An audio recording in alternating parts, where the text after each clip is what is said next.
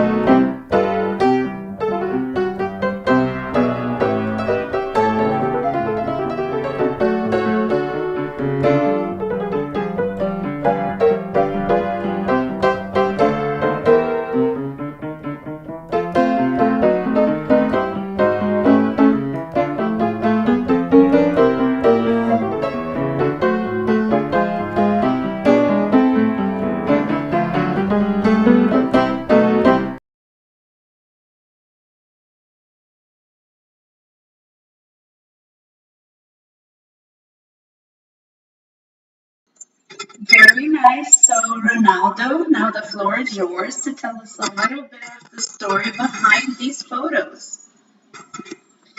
Thank you very much, Selena. It's a pleasure to have Malone with us here. Malone, congratulations for all of your work since the framework until today, taking more and more complex challenges, more and more important challenges. Juan Carlo is our friend and partner from many years and from many adventures, from many projects and many battles. Thank you very much for being with us today. Selena, I don't have words to describe you. She is a pillar of ITS. She sees light years ahead of us. Thank you very much for being with us as well. I hope Carlos Afonso will also join us at some point. And Fred, I have no words to describe him. He is a pioneer, and also Fabio, who is the director of ITS. So this is a day of celebration. I would also like to thank the whole team of ITS, Renata, and everybody who is supporting us here. And I thought it was a great thing to see the video. I'm a little bit sad because the passage of time affects everybody except for Malone, because Malone looks exactly the same. He always looks the same, but we don't all have this privilege. But time passes for all of us and things change. But I would like to speak very briefly about what was the Brazilian civil rights framework for the internet and what are the expectations that we have for our current battles. The first point is that the civil rights framework is recognized as a model legislation and I think it remains until today. It is also a symbol of the protagonism that Brazil had one day when it comes to the governance of the internet. We have to remember that Brazil, since the 1990s until the year of 2014, had a first line protagonism in the issues of the debate on how the internet and technology should be controlled and regulated globally. So this protagonism that Brazil had was expressed in many issues. I could say that it started in ECO 92 when Brazil received the World Conference on Climate, and then Brazil offered internet to the participants, and everybody was impressed. That was an initiative of Carlos Afonso, the founder of Ibase, with Betinho, the same Betinho who took care of hunger, took care of the arrival of internet in Brazil. And in 96, Brazil started to disseminate the connection access of the internet to the internet in the country. And they created the idea of the management committee. It was a multi-sectoral body. They observed the internet not as a public phenomenon and not as a private phenomenon, but as a multi-sectoral phenomenon. It was a phenomenon that was not only a responsibility of the state and the private sector, but the scientific community, the third sector, and the other sectors of the society had this responsibility as well.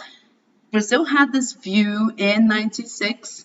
The management committee was consolidated in 2003 through a decree by President Lula that was just elected, and Brazil consolidated its idea, its guideline of being a country that supports multi-sectorialism in the issues of technology.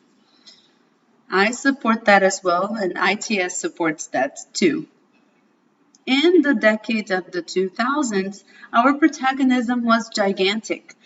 The country participated actively in the governance forum for the internet created by the UN.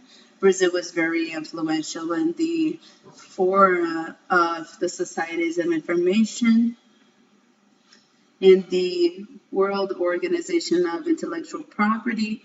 The country proposed the agenda of development with Argentina so that intellectual property could comment the development of the countries. It was a huge win for the Brazilian democracy. And right next, Brazil participated in the debates on copyrights, on patents, and the global plan.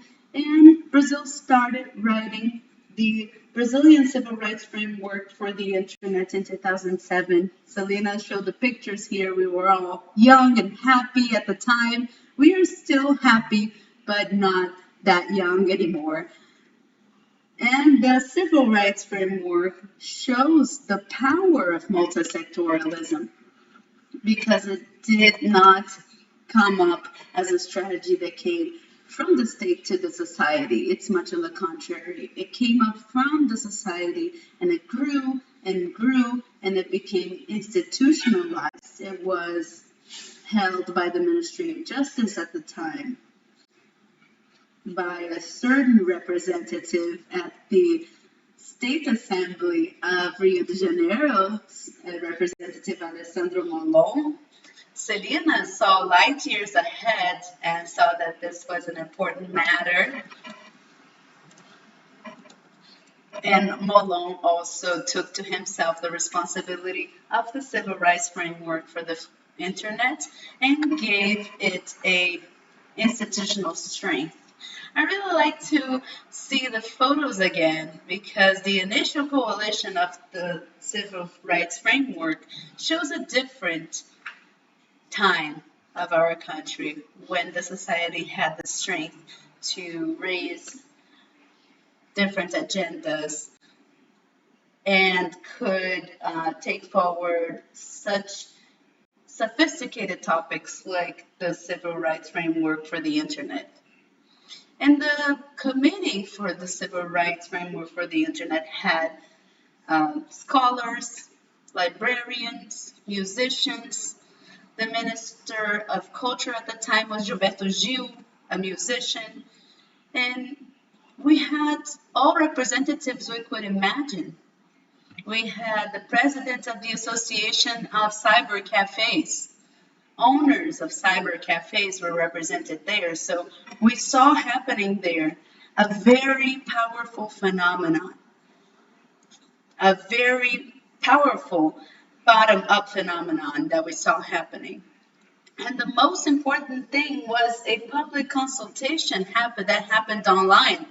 The law was not discussed in enclosed offices.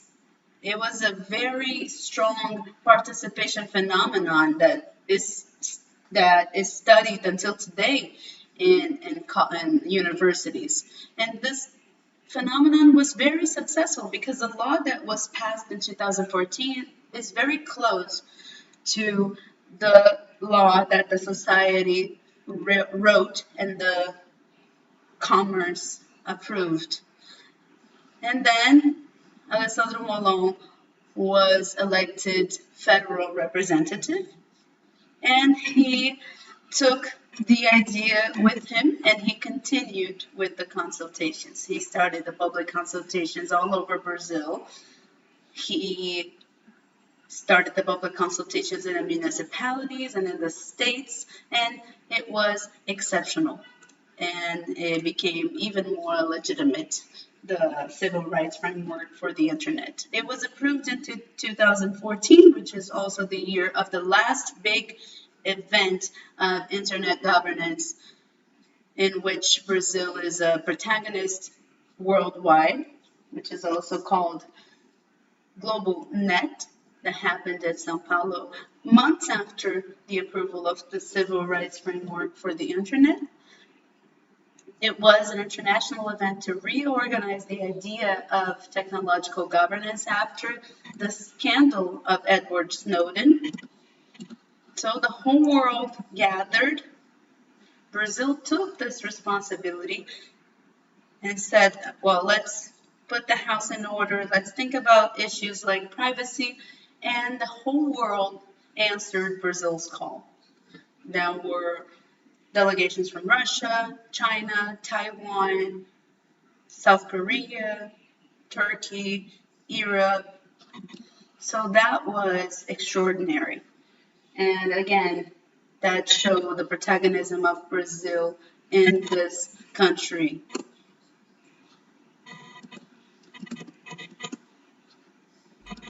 So the civil rights framework is a global landmark. It's recognized by its strength and sophistication of expression, and also the net neutrality.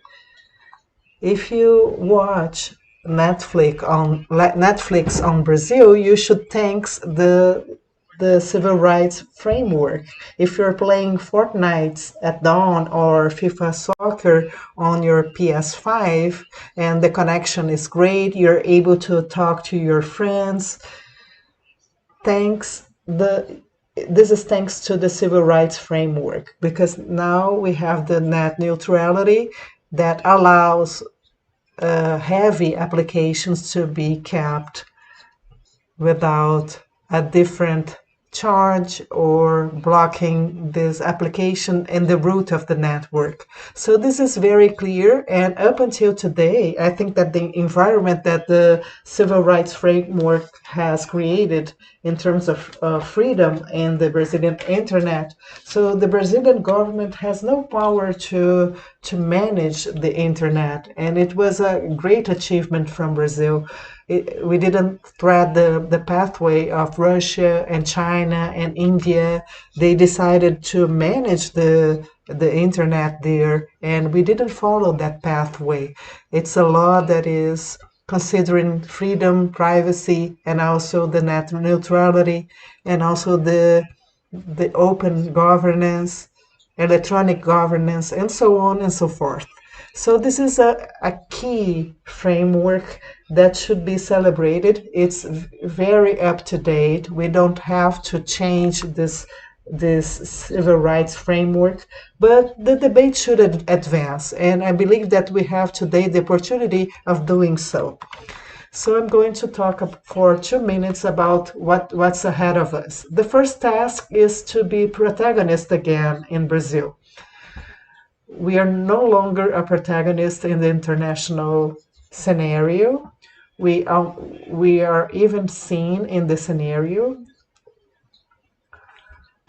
Our, our protagonism was reverted, and this reversion is costing lives in Brazil. So, for instance, we have reverted our historic stance on medicines. We've always voted with India. India has always been a partner with Brazil in manufacturing drugs. And since we reverted that stance, India is now very upset. And now we are not receiving vaccines and inputs from India. That has always been a historic partner. I won't tell you how we were able to spoil our relationship with the United States and China. So we were able to fight against India, China, United States. And before that, they were countries that were looking upon Brazil to know what was our stance concerning the internet. So we lost that protagonism, and now we are in a different position, and we have to be back. We have to conquer back our stance. How to do that in the short run? First, Brazil needs to change its external policy, and while it's not happening, there's a protagonism that can be exercised by the para diplomacy, subnational organizations, the civil society. We don't have to wait for a top-down change. All the stances of the federation, the municipalities, states, the organization of civil society, they have to come together to exercise this good diplomacy that Brazil has always exercised. And I believe this idea of para-diplomacy that is not only exercised by the federal government, but also by the subnational agents. And more, this is going to be very important. And I believe that this is the initial path for us to thread.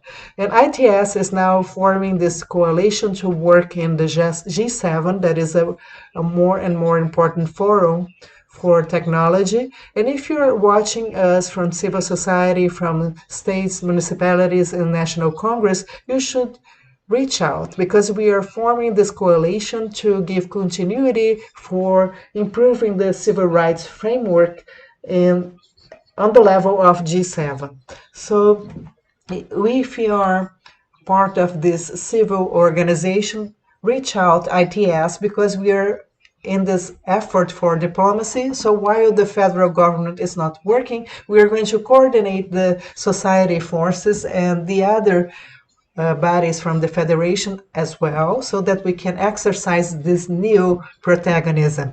So I'm going to wrap up now. I've talked too much. Thank you so much to be here. And Selena, I will give back the floor to you. Thank you so much.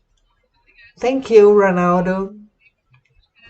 It was very inspiring listening from you to talk about the civil rights framework and now the next steps.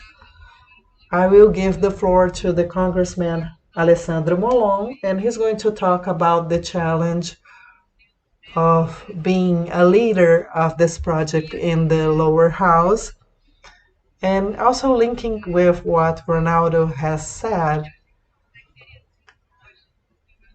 How would it work today if the civil rights framework was, if it was being, if it were being discussed today? Good morning, Selena. I'd like to greet you and Ronaldo Lemos.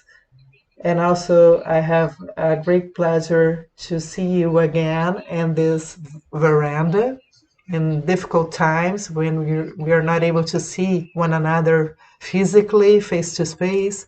And I'd like to greet Juan Carlos, who is with us today as well, and all of you. It's a great joy to be part of this meeting with you because at this moment that we are living right now, it's always good to remember happy moments, achievements, victories, so that we can be encouraged to fight this daily fight. And the civil rights framework was a great victory. It was a victory of society, of Brazil.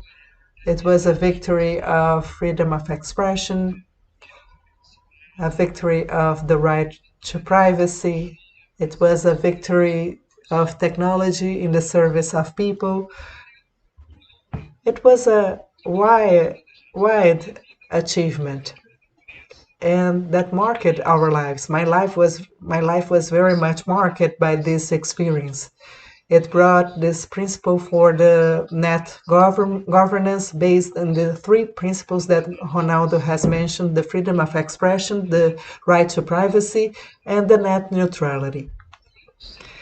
I don't know, Ronaldo, if you are aware that maybe we fought together one of the first campaigns of fake news, when we didn't call it fake news, concerning the civil rights framework, because it was a fake news that was disseminated saying that it was a government's project to silence the internet, to control the internet. And that was a lie that I needed to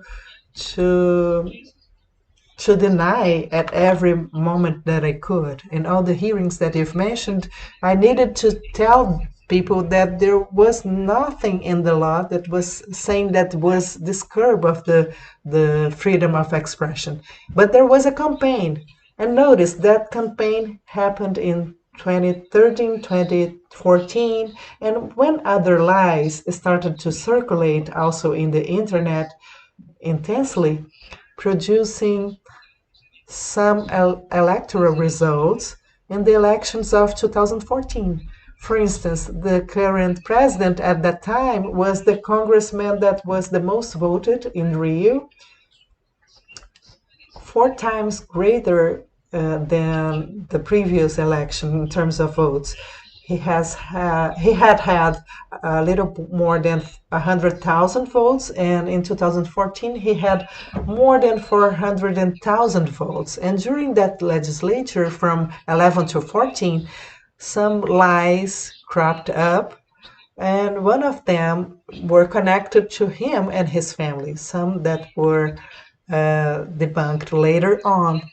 And I'm questioning myself if those attacks against the civil rights framework were not connected to that campaign of fear, misinformation, mistrust, chaos, when we are trying to build something serious and responsible. And we were able to debunk that version that it would curb the freedom of expression. And there was this concern later on that it was going to talk about copyrights. And we were smart enough to tell people that that debate would be later on, because the civil rights framework would be an umbrella law about principles that wouldn't solve all the problems of the internet, and specific questions would be solved on other stances. So we were able to put away that problem about this copyright on the network, because if that occupied the debate, we wouldn't have the civil rights framework, because that would prevent the approval of this law that has been working for 7 years. And we also have the problem of net neutrality. That was a question that was the hardest one. You've mentioned the games that the young people are able to play, and also Netflix. That was our great fight against the economic interest that was opposed to the social interest.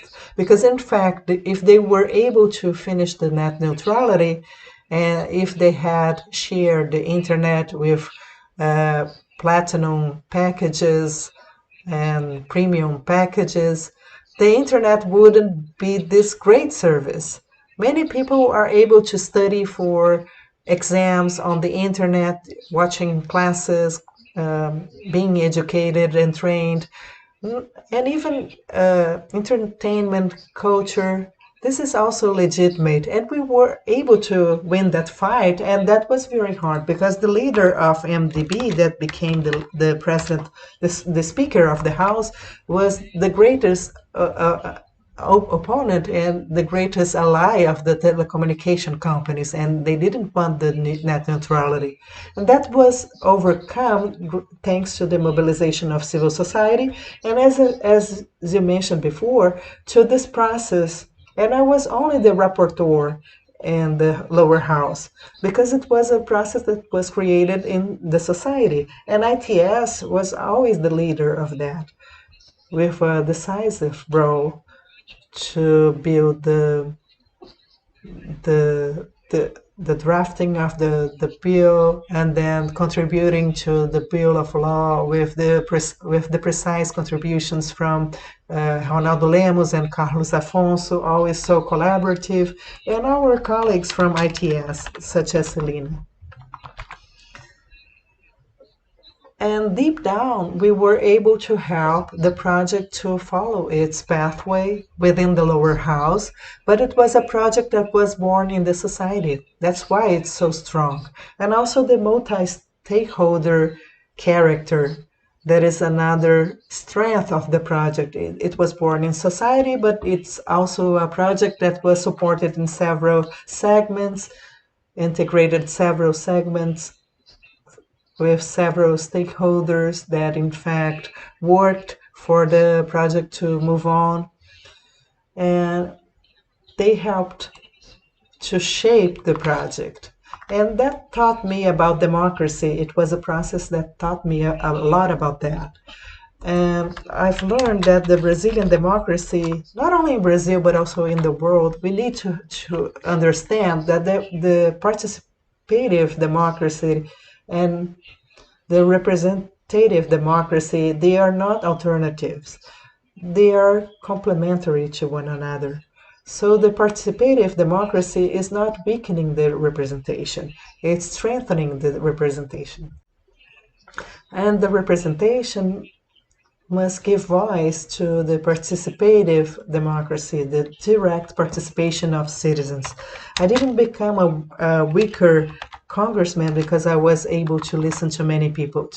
On the opposite, listening to other people only strengthened me in the House. And it was a very interesting process, and I was able to build bridges among the activists and the Congress people.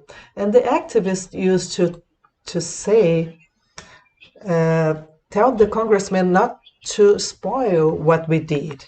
And I told them, I cannot say that to colleagues that had 50,000 votes, because they are going to tell me, Molom, who are you to tell me that I cannot change this bill of law if I was put here by 100,000 people.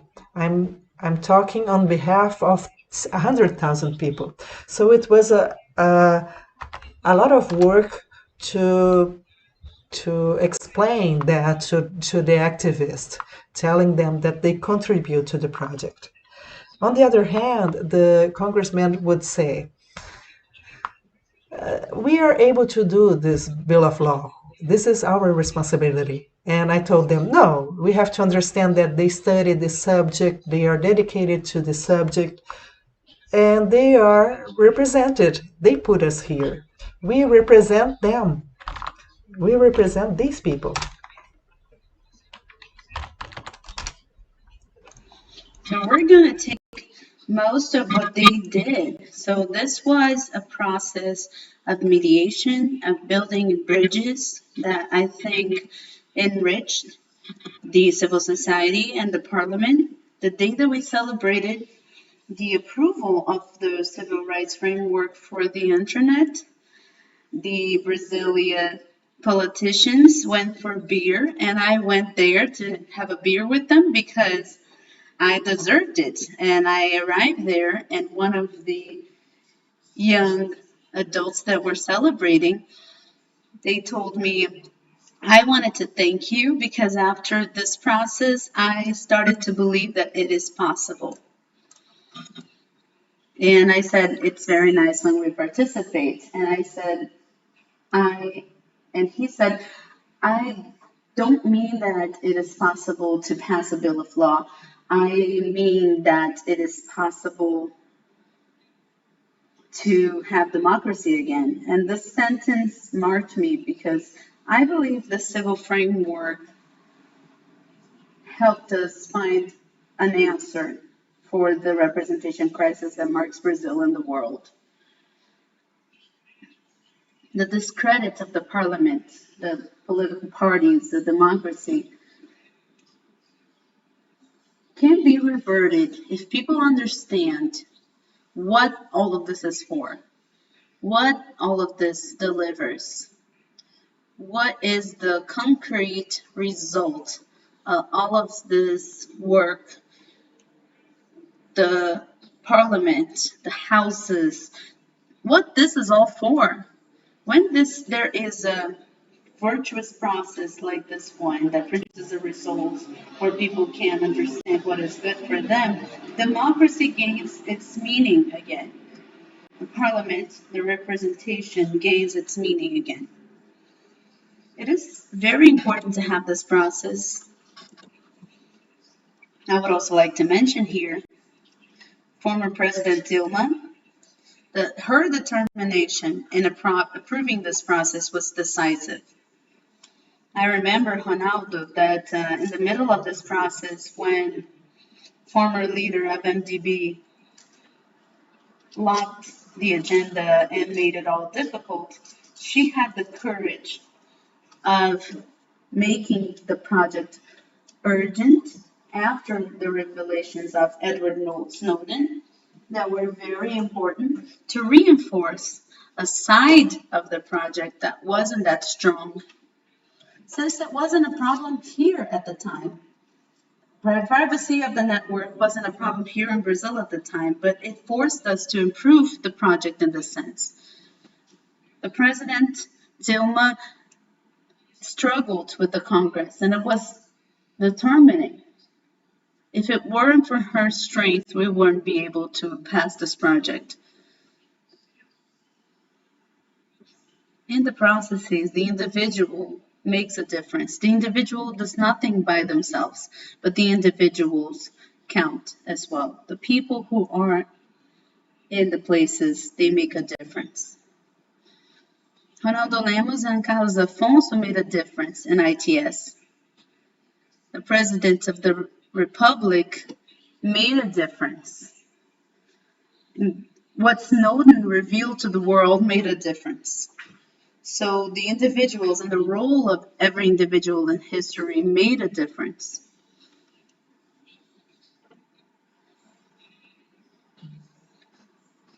So I think this recognition is very important as well. We have to acknowledge that.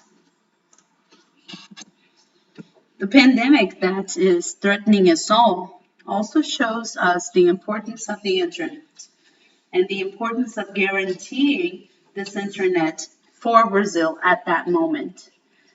Imagine if we didn't have a free internet today. Imagine if we didn't have net neutrality now. Right now, we couldn't have this meeting here. Imagine how much people could have been paying to watch this meeting. With people isolated at home, imagine what could be this moment without free internet. It is a great joy for us to see this is a work that happened. Despite many bills that were presented, this is also a sign of the success that we achieved. Of course, it didn't achieve everything.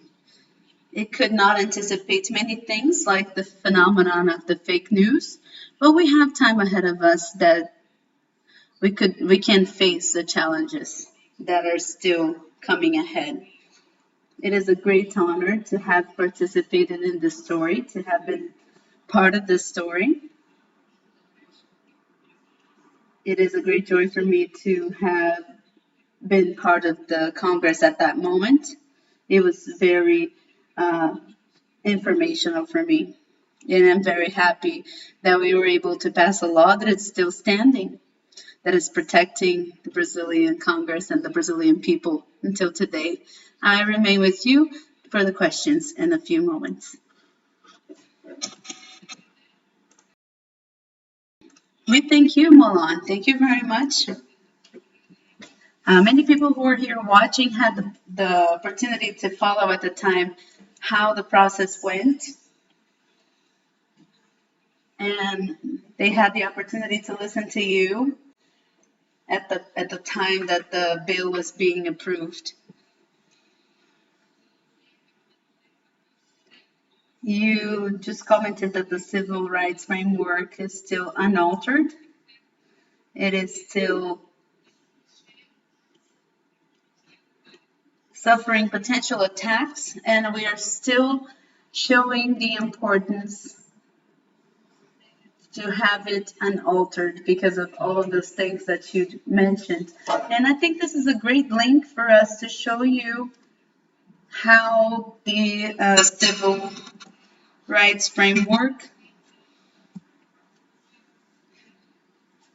has been a great model and a great reflection for us here in Brazil. And it surpassed frontiers, it surpassed borders. As Ronaldo said, Brazil used to be a reference in diplomacy and international relations. The civil rights framework was a clear example of that. Let's hear from our colleague Juan Carlos de Martin, and he's going to show us how the Italian parliament was inspired from Brazil. I think Molon was there at the time, and he's going to show us how Brazil inspired the declaration. Yes, thank you so much for, let me switch off the audio. for the invitation. It's a pleasure to participate in this celebration with so many friends, with Deputado Moron, who I greet. And it's also so much fun to hear about the recollections about the process that led to the approval of the Marco Civil, because it was such a wonderful example of interaction between representative and participative democracy, as Representative Moron just reminded us. And it was, let me mention, that was one of the main interests for Stefano Rodotà, precisely this dialogue between forms of direct participation and representative democracy. But I will say a few words about Stefano Rodotà in a second. So it's also fun to go back with our memory to those 2 years, 2014 and 2015. Let me share something with you. I will share. Okay. Okay. You should see now my slides. I will say just for a few minutes, go back with memory to those years, 2014, 2015, that was quite memorable in retrospect. And they start in Brazil. Then I will tell you how Brazil was an inspiration and also a political help in Italy. And then we will go back to Brazil at the end of 2015. So that's the short trip that I want to share with you. So we already heard about the signing into law of Marco Civil. That's why we are here today. So we'll not stop on that. Let me mention that the international press and also in Italy translated this federal law in something that was often represented as Internet Civil Bill of Rights. This is also another title of the time, Internet Bill of Rights. And this expression was already quite alive in Italy for several years, mostly because of Stefano Rodotà. So that was a way of talking about Marco Civil at the time.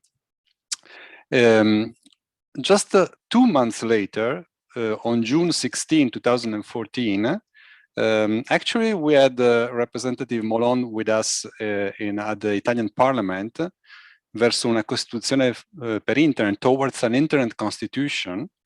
I also found on the website of the Italian Chamber of Deputies the pictures at the time. You can see the president of the Privacy Authority in Italy, the press representative of the Parliament, Anna Masera, Representative Molon, the president of the Italian Chamber of Deputies, and Professor Stefano Rodotà. Just another picture of this whole-day conference. And let me stop for a second to remember a person that was not only instrumental for what I'm going to briefly remind you, the Italian Declaration of Internet Rights, but also, let me say, a human connection between Brazil and in Italy, because Stefano Rodotà was well known in Brazil, and he loved Brazil. He was extremely happy to be there. And he also went back to Brazil, perhaps for the last major trip of his life that ended in 2017. And let me share with you something that I don't know if I've ever shared before with this group. It's the end of a talk that Stefano Rodotà gave in 1997 as president of the Italian Authority for Personal Data. And let me just share one sentence, which is, one must ask whether everything that is technical possible is also ethically legitimate, politically and socially acceptable, legally permissible. The democratic future is increasingly played around the social and political ability to transform information and communication technologies into technologies of freedom and not of control. That is 24 years ago, and gives you an idea of why we were so attached to Professor Rodotà and his ability to foresee the crucial issues of our times and of the future. Just a few days later, we had at the end of July 2014, the president of the Italian Chamber of Deputies creating a study commission towards the Declaration of Internet Rights. At the time, it was the first initiatives of this kind taken officially by a parliament.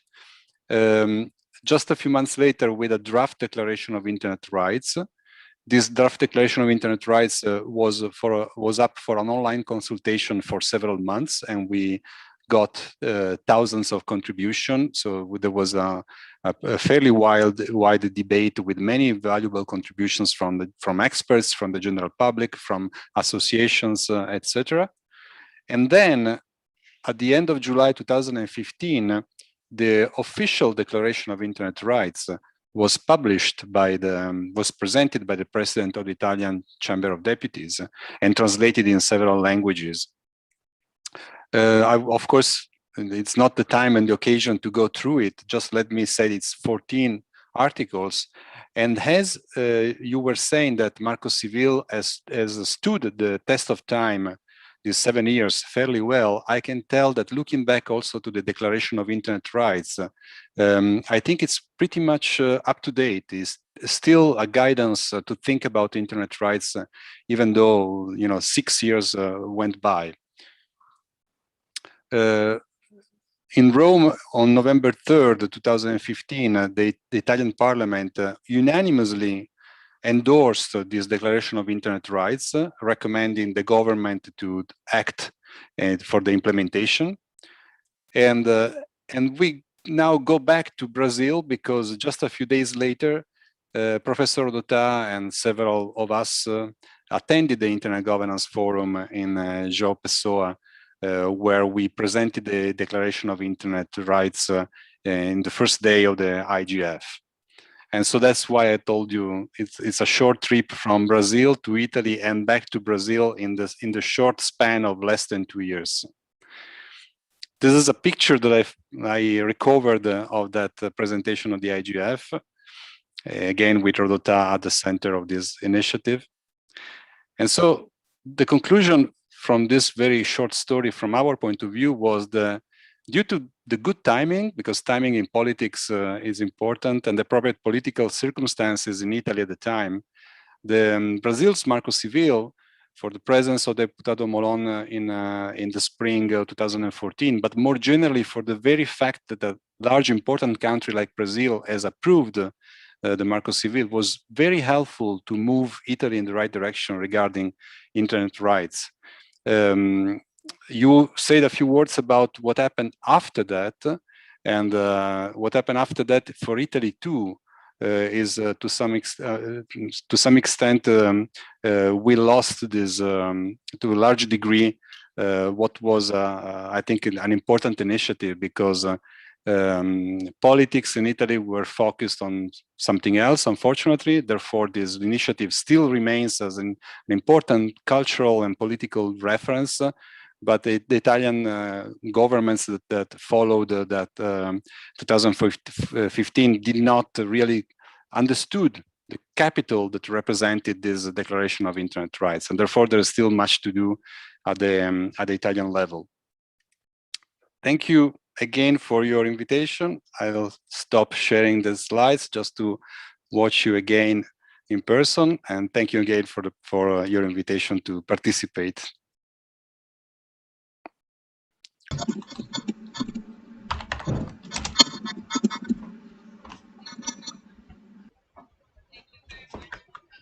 Muito obrigada, João Carlos. Foi muito iluminador ter a sua apresentação aqui. E ouvir de um estrangeiro que tem a perspectiva de pessoas de fora do Brasil, dando a sua perspectiva de como essa lei específica teve um impacto na Itália. And now I realized that I was speaking in English, and I will go back to Portuguese. It was natural to speak to Juan Carlos this way. And we are going to come to this moment of Q&A, a very interesting moment. And before we have the questions of our participants, I would like to know if our panelists would like to ask questions. Ronaldo, Molon, or Juan Carlos, would you like to ask a question to one another? Otherwise, we are going to to pick some questions from the audience. We have a full house. Many people were asking, so let's give them the opportunity to ask. Selena. A question from Claudine to Ronaldo. Don't you think we need to balance the civil rights framework to fight misinformation, fake news, and the control from the platforms? Great question. And it's also important to highlight, Selena, that we should take all of the questions, and if we are not able to answer live, we are going to answer later. But this topic is the legislative agenda that goes beyond the civil rights framework, because the civil rights framework is complete. We don't have to change that. Brazil will have to face other challenges. We already have challenges such as fake news, misinformation, platforms, everything that you've just mentioned in your questions. These are new agendas. But I don't think that changing the civil rights framework is the way for us to deal with these new agendas. I believe that the civil rights framework is now a systematic law that was created in a complementary way. One article leads to the other. And at the time it was enacted, it was called the Constitution of the Brazilian Internet. And I like this definition because I believe that the civil rights framework is not only a letter of rules, but also a letter of principles. So I believe that the legislative process in Brazil somehow must be guided by the principles established in the civil rights framework, and it should respect these principles. I believe that the civil rights framework is the law that is putting that in a concrete way in the Brazilian legislation as a constitution. So it should be taken seriously and should be maintained in a systematic way, not changing the original text. But that doesn't prevent other legislation to be enacted. For instance, now we are debating on fake news and misinformation. This is a key subject, but it should be an object of a specific legislation. We shouldn't change the civil rights framework. It makes no sense because it wouldn't solve the problem. But in the case of fake news, I've always mentioned that the medicine is something else. We have to fight the articulated networks, professional networks of people who get together in an organized way to promote hidden campaigns that are very well funded for disinformation. This is a way of fooling society because you're suppressing a key information, that communication is not coming from a person that is well-intentioned or from a citizen, but it's coming from a banker, from a marketing campaign that is using fake profiles, fake IDs, and other strategies to disseminate a message, giving the impression that there are hundreds or thousands of people talking about a subject, but in reality there's no one, only a small group using these gimmicks to give this illusion. So this is conning. It's a con artist fooling the society, and we have to fight that. And we've been participating in the debate of the fake news bills, and in our opinion, that deserves other legislative agenda. So there are several of them. In the future, maybe the role of Brazil in artificial intelligence, legislation involving all the new questions arising right now, a topic that is being debated in the Congress right now, that is the connection of all the public schools in the country to a broadband internet.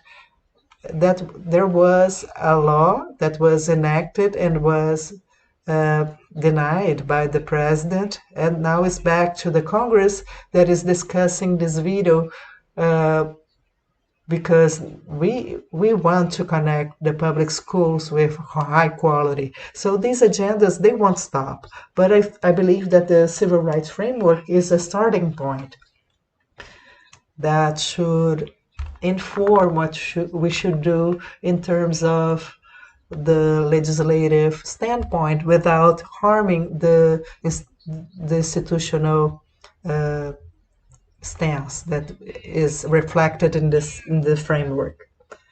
This is very good because we may link to the other questions to Congressman Molon. Giovanna is asking. It seems that in the next weeks we are going to discuss the bill of law on fake news in the Congress, and differently from the civil rights framework that had principles, the proposal of this bill is not about principles. It's trying to be more specific in some situations. And it's the opposite of what Molon just said, that there were fake news saying that the civil rights framework was a law that was different from what it was, but they say that this new bill is against misinformation, but when you observe, there are many topics there that are not directly concerned to misinformation. It's a law that is trying to encompass everything and far away from its purpose. It's a gigantic legislative aim. So how do you see this law being proposed 7 years later, 7 years after the civil rights framework, that it has this different feature? Thank you, Selena. I'd like to say that I agree with Ronaldo. I think that we were able to fulfill a mission. We established basic pillars for the internet governance with rules for the internet working. It's a great honor to know that somehow the civil rights framework and our work in Brazil has collaborated for this very important step in Italy. It's a great honor to us to listen that from you, Mr. Juan Carlos de Martin. Thank you so much for your presentation. So, Selena, I believe that the great challenge, well, first, legislating about fake news is not a simple task. The entire world is asking itself how to do that. And we have only a few examples of legislation in the world about that, because it's not easy. This border between misinformation and freedom of expression, sometimes it's blurred. It's not very clear where one thing is ending and the other is beginning. It's not black and white. There's a gray area there. So this is a great challenge. But of course, the Congress will have to deal with that somehow. In modern democracies, we have to face that because this is one of the greatest threats against democracy. Recently, Joe Biden, the president of the USA, has retaliated against Russia due to their interference in the United States election. So the wars changed. Now they are internet wars. And sometimes there's no one from abroad involved, but it's a great threat against the democracy. So the Congress will have to face that. This is a fact. And I believe that the great challenge is to be careful enough not to do things very fast, because it's very hard to have a good law overnight, and we have to have this very participative process so that everyone can give their opinion and point out the problems, because sometimes the rapporteur has good intentions, but because they haven't listened to all the sectors, all the stakeholders, and is only listening to those who are applauding and praising instead of listening to the problems, this is a great risk. So even a law outside of the legal framework, even if it's a new law that is talking about fake news in a improper way, that could harm the civil rights framework. So we have to be very careful not to affect the civil rights framework and the net neutrality.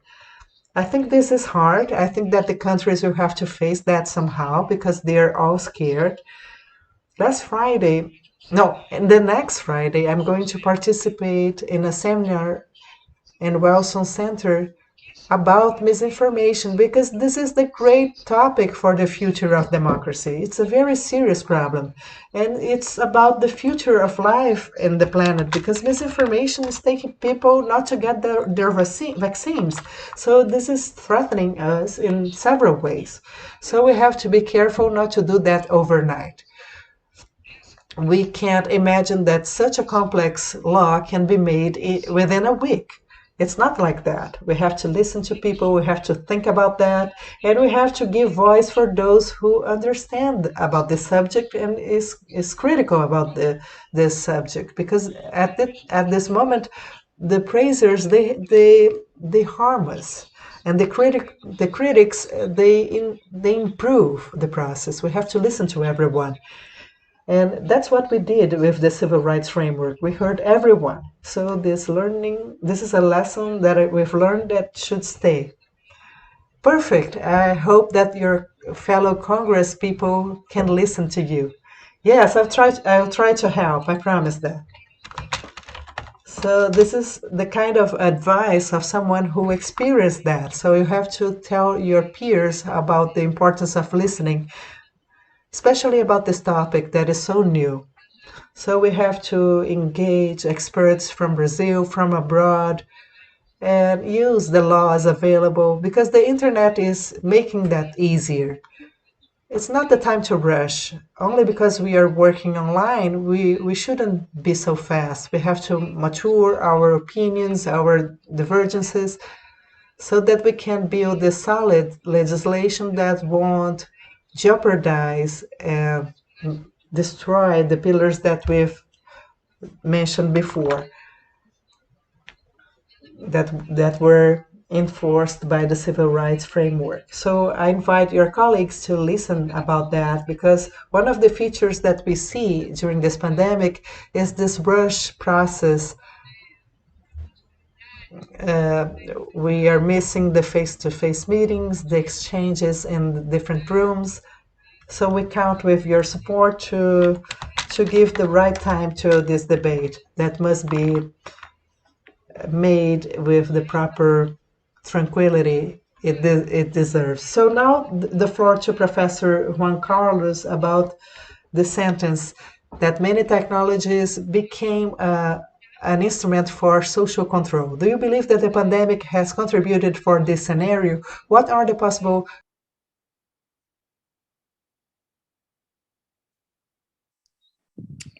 What are the possible? What's the end of the question? Quais são os possíveis? What are the possible? Okay, I'll try to answer. Well, the pandemic, it's the case in Italy, but I'm sure it's the case also elsewhere in the world. Essentially, through millions of people, even very young people, on the internet, essentially all day, from one day to the next. So we switched to online classes from elementary school to university in the matter of 10 days, something like that, in March last year. And not only that, of course, millions of people started working from home. Therefore, that poses huge questions because in Italy, at least, unfortunately, there was no actual alternative to just using existing huge online platforms. So essentially Microsoft, Google, and a few others. And the switch was so abrupt that I can understand that there was no time to actually build an alternative, at least for certain uses, or think through about the consequences of doing that. But after 1 year in Italy, the feeling of several people, myself included, is that we should have done something, and still we are not doing anything. I'm thinking particularly in schools. So we're talking about millions and millions of even very young people, minors, that are data about them when they're connected, when they stop following a class. All the data that is normally collected is collected while they're performing something very sensitive, like going to school. And that data is being so sensitive and being so huge, it should be carefully scrutinized, in the sense that is going to be collected and is going to be, who knows in which ways it's going to be used in the future. And so to answer the question is that the pandemic created an unprecedented situation, and that is not being addressed even after more than 1 year from the start of the pandemic in Italy. And I wonder whether we will focus enough to understand that this is something that it should be at least questioned. I'm not saying that it's necessarily bad, that it should be rejected entirely, but at least should be properly questioned. And again, I focus on schools because I think it's the most sensitive, including involving minors, but then the talk could be broader and involve all the people working from home, for instance. Thank you. A gente deveria pensar nesse tópico de uma maneira abrangente, pessoas trabalhando de casa, por exemplo.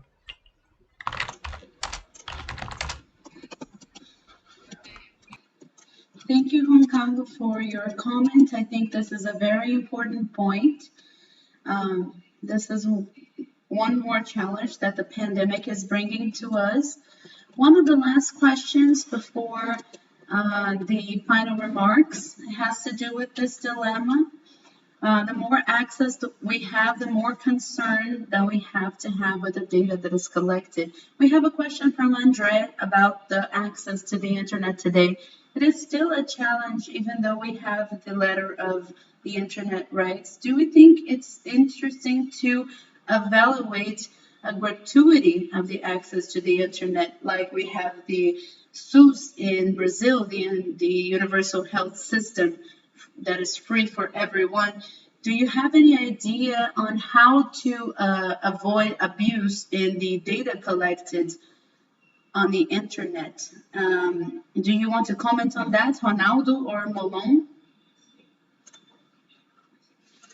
I would say that the access to the internet and how much is paid for that is one of the vectors of that those disinformation campaigns. For you to receive a fake news on the WhatsApp app, you don't spend your bandwidth. And for you to research if that information is true, you spend your bandwidth on your cell phone. If you research that information, you're going to have a cost that you don't have today on some package of data, because some telephone carriers today don't charge to use WhatsApp. Anyhow, the cost to access the internet is a very severe problem, because digital exclusion is going to have a heavier and heavier weight. In the state of Rio de Janeiro, for example, we have education networks that only accept enrollments through the internet.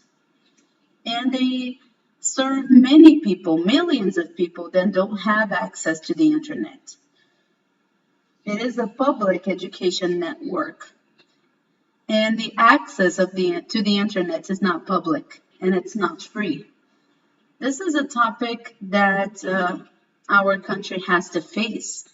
I think we need to guarantee free internet to more and more people. Some pioneer experiences in Brazil appeared through private initiatives in agreement with the public administration, like digital squares, public squares, where company advertisements appear on the square benches, for example. I think we're going to need these kinds of ideas to guarantee the access to information and the access to education per se.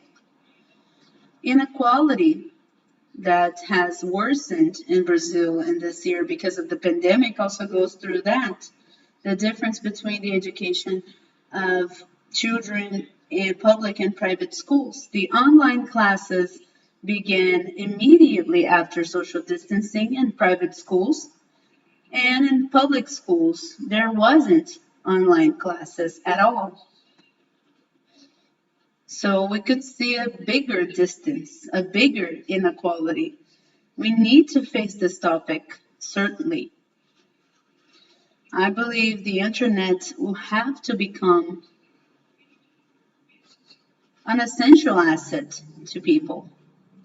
It is going to be as important as the basic needs.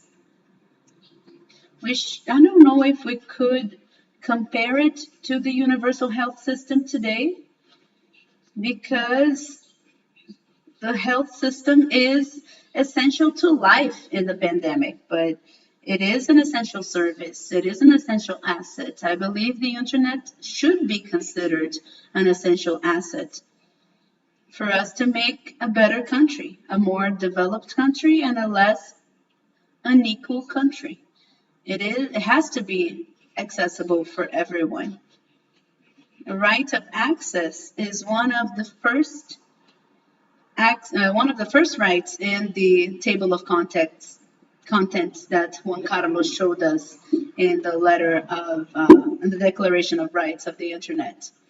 It has to be a concrete right and not a theoretical right here in Brazil. It has to be a consolidated right that people should use. Exactly. And I think it has a link with a question on how the government should be updated. And through these tools, how the government should be more accessible to everyone. The government should be transformed into a platform as well. We are reaching the end.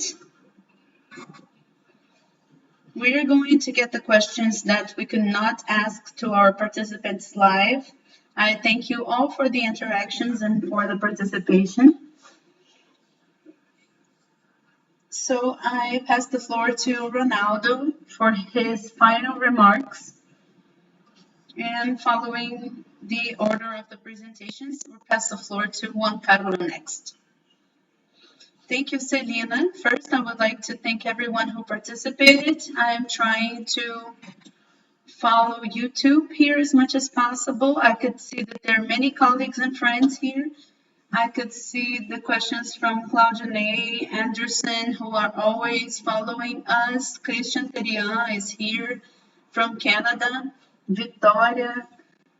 We have many interactions and many nice questions that we received. Thank you very much. I think this topic of the governance of technology is more and more important. When we ended the civil rights framework, we have had many challenges, many threats. Eduardo Cunha tried to file the civil rights framework. We had the resilience and the strength to make things happen. And when the project was approved, for 1 second, we thought our mission was accomplished. We thought we did what we came here to do. We thought we were going to retire and we were going to glance over our perfect work. And it lasted for a minute. And on the next minute, we saw that the struggle was going to continue. We had to talk about the legislative agenda that evolved, and we needed to talk about the application of the civil rights framework. And for those who work with technology governance, you are never going to be bored. We have many problems, but boredom is not one of them. So I would just like to thank everyone. Thank you, Milan, and thank you, Juan Carlos. You are our partner. You are a crucial partner. Your work is an inspiration to Brazil. Here we could see how Brazil and Italy established this dialogue around technology governance.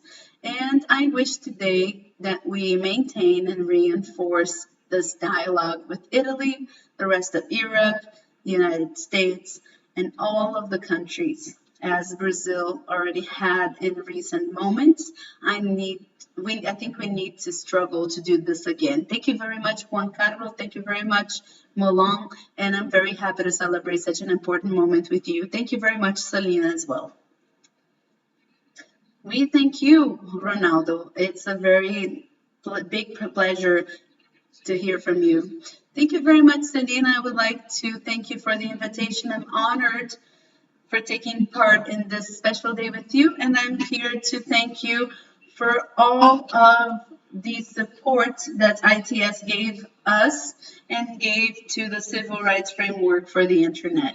You were decisive and fundamental for us to achieve the results that we have achieved. So it was my obligation to be here with you. Thank you very much, Ronaldo. Thank you very much, Carlos Afonso. Thank you very much, ITS, and thank you very much, Selena, for the mediation. Juan Carlos, thank you very much as well for everything that you taught us about the process in Italy. And thank you very much for sharing your experience with us. And thank you very much for sharing that incredible sentence of Professor Rodota with us. He is missed, dearly missed, but he left us with a lot of lessons. Let's go ahead fighting for accessible and free internet for all. Thank you very much again, Malone. We count on your help as well to have great advances.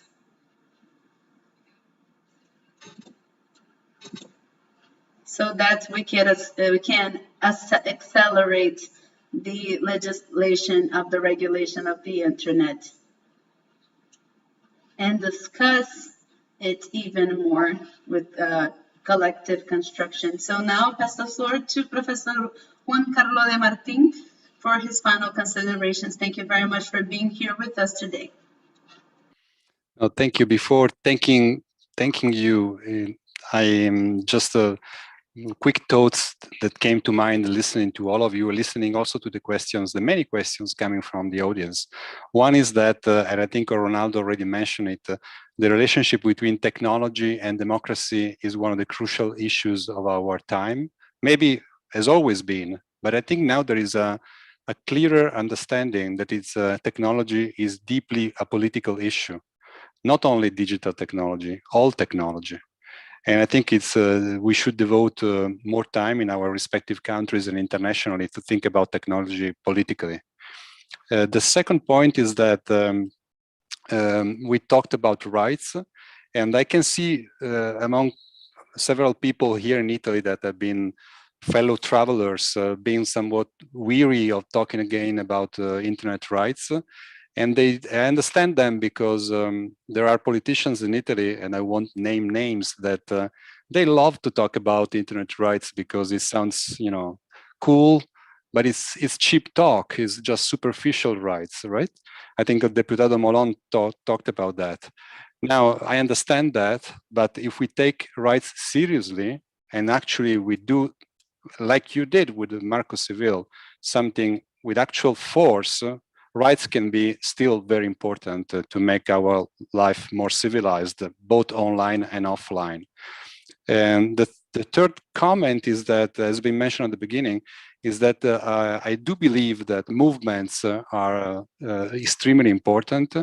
And unfortunately, it's difficult to mobilize people in Italy about these topics. They are perceived as being too technical, too difficult, and therefore it's a bit frustrating, but it's a crucial step. And if we want to make those rights serious, and not just a declaration, but actual enforceable rights, we need to find a way to create movements.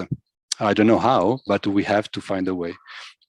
Having said that, thank you. My turn to give thanks. Thanks to Celina, to Ronaldo, to Deputado Molon, to all of you, to Carlos Afonso for this wonderful celebration. I wish we could be there in person to make a proper Brazilian party to celebrate, but I look forward to one of the future anniversaries. Thank you. Muito obrigada.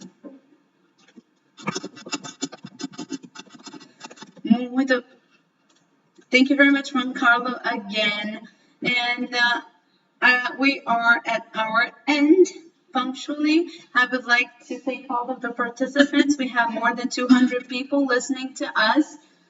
I remind you that we're going to be making this available on YouTube. So if you want to share with all of the people that want to listen to this discussion, I would like to invite you for our next Varandas.